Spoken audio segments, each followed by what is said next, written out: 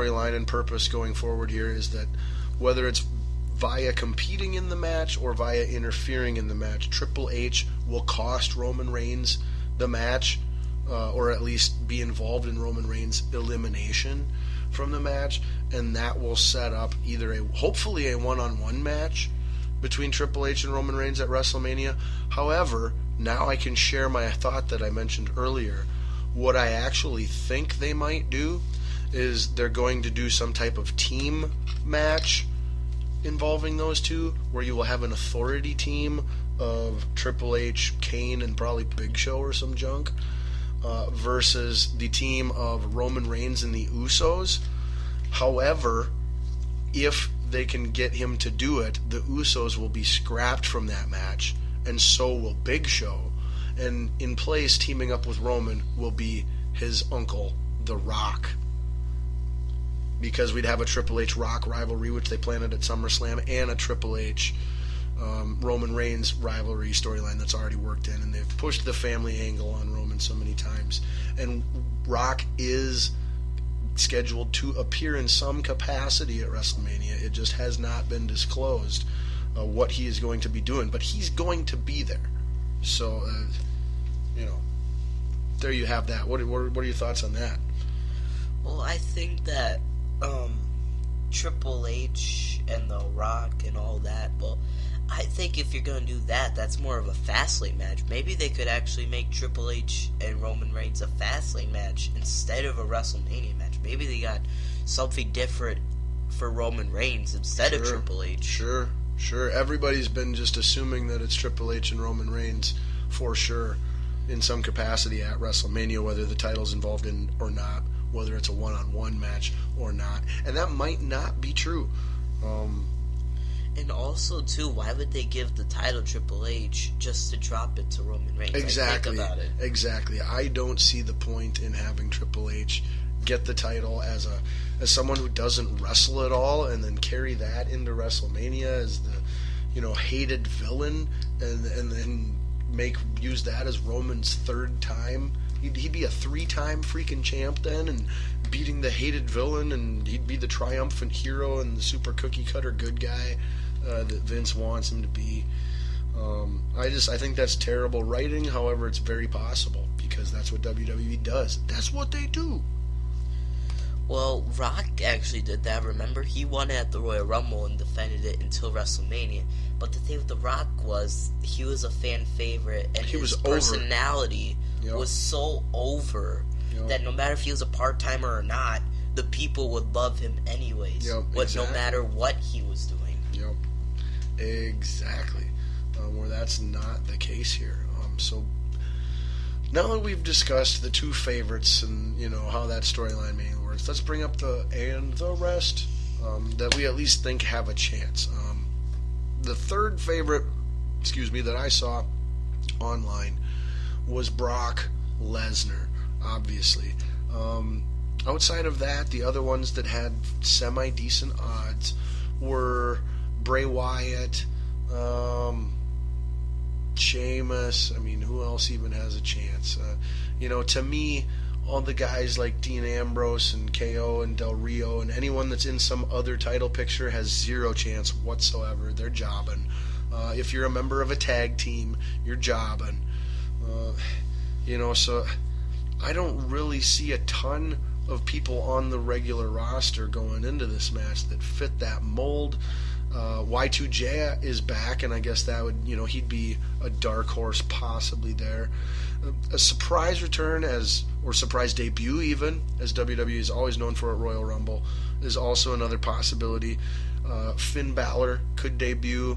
Never know. That would put Triple H's stamp on the WWE and go, okay, this is no longer Vince's show, it's Triple H's show, if Finn Balor were to come out and win the Royal Rumble.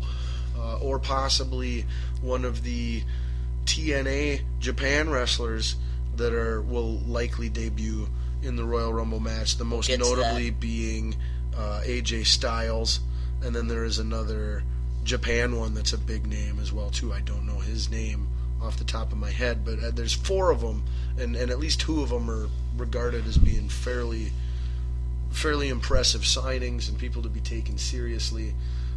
I would love personally to see Samoa Joe called up from NXT here at the Royal Rumble. The Rock has been talked about as a surprise entrant. Undertaker, a surprise entrant. Daniel Bryan, absolutely. Possible Randy Orton return, although I'm pretty darn sure he's not uninjured. He's still very injured. Seth Rollins return would be freaking mind-blowing. Like, if he returned, he could return as a face. This would be the perfect opportunity. It'd be a shock. Everybody'd be happy to see him. He runs out in a ring full of people and just starts attacking a bunch of bad guys and gets eliminated by a bad guy. Boom, he's a good guy. It'd be a really easy turn. CM Punk obviously is going to come back. No, I'm just kidding. We'll be talking about him a little later on the show. He will be having his first official UFC fight coming up here in the near future. A surprise, someone who's not a full-time roster guy, then, would be your other choices. So, I think we've went over the match. Anything you want to add yet before we get to our picks on the Royal Rumble match specifically? No, not exactly. I would like to mention, though, that Undertaker did appear at SummerSlam and Survivor Series. So it'd be nice if he competed at Royal Rumble and then obviously WrestleMania to complete the big four before he might retire at WrestleMania in his hometown of Dallas. Agreed. I think Undertaker is a shoo-in to wrestle at WrestleMania this year, and thus you need to start working him into a storyline either at this Royal Rumble pay-per-view or at the next Fastlane pay-per-view. I don't see how you schedule something for him and write him in, just a month before WrestleMania, just throw something together. I would think that would be a mistake. And I am sorry, it is not Dallas, it is Houston. Oh, I am sorry. Yes, correct. His home state. His home state of Texas. Yes. But yes, his hometown is, he claims, Houston, and WrestleMania is in fact in Dallas. But close enough. Good save and recovery there, though. Look at that. See, he makes a mistake. He catches it right away and corrects it. I make a mistake. I just, whatever. We keep going. But so, should we get to our picks for the Royal Rumble match, Sander? Doug Sanders. All right. Let's do a top three. Let's do, your number one actual, this is who I'm picking, and then give me your backup choice, and then give me, a dark horse, a shocker type of pick. All right. Well, number one would have to be Brock Lesnar for me. I think he's gonna go with the title. I think that with this match, Roman's not gonna defend. Triple H doesn't make really any sense. The only person I could think that could beat Brock Lesnar for winning the title is a surprise entrant or a debut, but that's highly unlikely. So I'd pick Brock Lesnar to win the Royal Rumble match and get the title back and defend it at WrestleMania, presumably. All right, so who is your backup choice then? If Brock is to, for some reason, not be victorious, who do you think then is most likely to win? Well, if I had to pick a second pick, I don't think Roman Reigns will be in my top three. Just gonna put that out. So Triple H might be a likely top two. I'm still figuring in my head right now who would be a nice top two. It'd either be a surprise return or Triple H or even a debut. But like I said, debuts are probably highly unlikely. Yep. So it'd either be a return or Triple H to be number two. And, well, if I had to pick... And then a sleeper. Someone that people really wouldn't think, but... could be a shocker. Or at least maybe a shocking final four. The last three people in the match, or four people in the match, something like that. For my second pick, I think I will go with Triple H. Just because, I don't see people like Daniel Bryan or The Undertaker winning the title. No one really else stands there, so I think that Triple H would be the second likely to win, which is the number one, as you said, for gambling odds. Yeah. So that'd be my number 2. And my number 3, this may seem very, very unlikely. What you said, I took in consideration. My third pick is indeed the man called Sting. Ooh, I love it. The man who got inducted into the Hall of Fame, who might return because apparently he had an injury of some sort, though we don't know how serious it was. Right.